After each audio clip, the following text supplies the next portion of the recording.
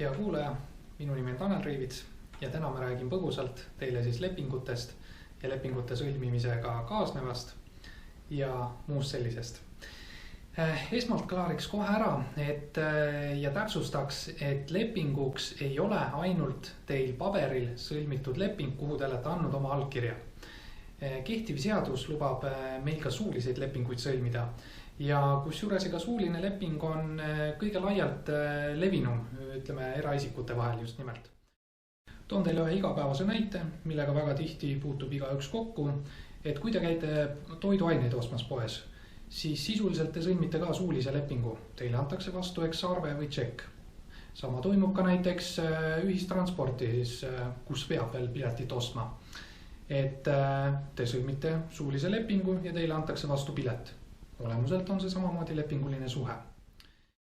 Lepinguid on väga erinevaid liiki, on laenulepingud, on üürilepingud, on igasugused ostumüügilepingud. Et seadusandja on osaliselt ära nagu määranud seaduses, et teatud lepingutele kehtib range vorminõue. Näiteks kinnisvara te saate ostu müüa ainult notariaalselt kinnitatud lepingutega. Et kui selline kinnisvara ostumüügitehing sõlmida siis tavalise lihtkirjalikul lepinguga, siis see ei ole õiguslikult siduv. Ehk et see ei too kaasa tegelikkuses tagajärge. Aga teistpidi toon näite, laenulepingu te võite sõlmida kas või suuliselt. Et siin on nagu erinevad küsimused, probleemid, mis võivad siis tekkida kas suulise või kirjaliku lepinguga. No peamiselt ja kõige olulisem on tegelikult ära öelda, et mis tahes kirjalik leping on alati tugevamas vormis võrreldes suulisega ja tähendab see seda, et kui teil peaks tekkima näiteks selle sama suuliselt sõlmitud lepingu põhjalt vaidlus, siis kindlasti te olete nõrgemal poolel selles mõttes, sõltumata kas te olete lepingu põhjalt teil on nõue tekkinud või teilt nõutakse midagi. Et seetõttu mina soovitaks kindlasti igal võimalusel eelistada pigem kirjalikku lepingut, kus on siis ikkagi allkiri.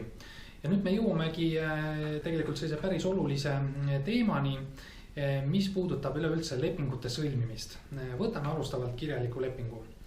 Et kui teile antakse ette leping, et palutakse teil allkirjastada, siis absoluutne tõde on tegelikult see, mis ei vajagi tegelikult väga põhjalikku ülekordamist, et teil tuleb tutvuda lepinguga. Ja mis veel oluline, teil tuleb ka lepingust aru saada. Sest see on äärmiselt oluline, kuhu te allkirja annate. Ja võtke ka teatavaks, et kui te olete juba korra allkirja andnud, siis see tähendab, te olete lepinguga seotud. See on teile kohustuslik täita. Näiteks on tegemist rahalise lepinguga, et teil tuleb maksta siis raha põhjusel või teisel, olgu see üüri, laenuleping, mingisugune vara ostumüügileping. Et kui teil hiljem tekib näiteks probleem, et teil ei ole võimalik maksta, et siis teie rahaline makseraskus näiteks ei vabasta teid lepingu täitmisest. Ja sellest samast põhimõttest väljendubki see, et ega õigus ei pruugi olla õiglane. See, et kui teil on rahaline raskus, tingimata ei vabasta teid lepingulise kohustuse täitmisest. Et seetõttu on äärmiselt oluline veenduda, millele te ikkagi allkirja annate. Et siin mina soovitaks seda, et kui te sõlmite uusi lepinguid, mis tahes liiki, põla, laenu, üüri, ostumüügi, mis tahes muu. Et võtke endale kindlasti aega lepingu tingimustega tutvuda ja pole üldse paha mõte ka öelda oma lepingu poolele, et te võtate mõtlemisaega ja süüvite põhjalikumalt. Pole ka paha mõte näiteks mõne spetsialistiga konsulteerida lepingu osas. Et kui on ikka läbimõeldud tehing, siis mina soovitan alles allkirjastada. Et kindlasti mitte ma ei soovitaks lepingut pläuhti niimoodi kiirelt süüvimata allkirjastada, sest sellest võivad teile hiljem tekkida probleemid. Nagu räägitud, on meil kirjalikud ja suulised lepingud ja ma toon siis ühe sellise praktilise näite. Et kui teil algab vaidlus näiteks suulise lepingu põhjalt ja teie olete see, kellelt siis nõutakse näiteks seda lepingu täitmist, siis üks selline enesekaitse võimalus on kindlasti nagu paluda, et las nõudev pool tõestab siis, millistes tingimustes on leping sõlmitud. Aga kui nüüd ümber pöörata, teie olete see, kes nõuate suulise lepingu põhjalt, siis võite olla samasuguse probleemi ees. et palutakse teil näiteks tõendada, millistel tingimustel siis leping sõlmiti. Ja kui teine pool ütleb, et mina ei ole sellistel tingimustel sõlminud, mina kuulen seda esimest korda või muu selline retoorika, siis on probleem. Aga näiteks, kui teil oleks olnud kirjalik leping, siis sellist probleemi naljalt ei teki.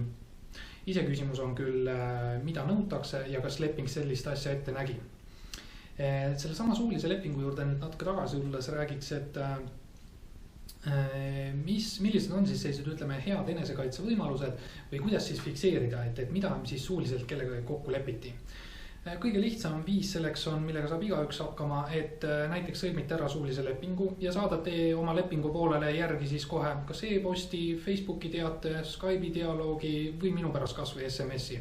Ühesõnaga, et see oleks nagu kirjalik dialoog. Ja kirjeldate lühidalt, tere, leppisime täna kokku selles ja siis on kirjeldus. Kõige olulisem on lepingus ära märkida alati see, et mis on siis lepingu ese, kas te olete andnud laenu, kas te olete andnud üürile korteri või olete võtnud korteri üürile. Või ka näiteks töösuhetes, et olete leppinud kokku töötamise aja, koha, palgasuuruse. Või siis ka ütleme ostumüügilepingutes olete kokku leppinud mingisuguse asja müügis, selle maksumuses, üleandmises ja nii edasi. Et äärmiselt oluline on just nimelt mis tahes vaidluste tekkel juhinduda sellest, et millised olid siis lepingu tingimused. See on nagu kõige olulisem küsimus üldse. Ja kui teil siis vastaspool suhtluses ka vastab, kinnitab seda, kiidab heaks, oleks nagu selline hea võtta alati paluda, et ole hea, palun vasta minu kirjale, kas oli nii, kas kiidad heaks ja nii edasi. See tähendab seda, et kui teil vaidlus tekib, siis on teil olemas materjal, millega te saate enda õiguseid kaitsta. Ja samamoodi ka tuvastada siis seda, ütleme läbi selle kirjaliku dialoogi, et millised kohustused ka siis teil olid ühes või teises sõlmitud lepingus. Ja tänase teema lõpetuseks, mida ma soovitan, et olge lepingute sõlmimisel äärmiselt tähelepanelikud, äärmiselt täpsed. Veenduge, et te saate aru, millele te oma allkirja annate, sest sellest tõusetuvad nii vastastikused õigused kui ka kohustused. Ning nendes asjades, mida rohkem on täpsust, seda parem on ka teie positsioon mis tahes vaidluses. Sest samamoodi, mis tuleb, ütleme, kui on teie vaidlus viidud kohtusse või töövaidluskomisjoni või üürivaidluskomisjoni, ega kõige olulisem, võetaksegi lahti see fundament, milles te siis olete kokku leppinud.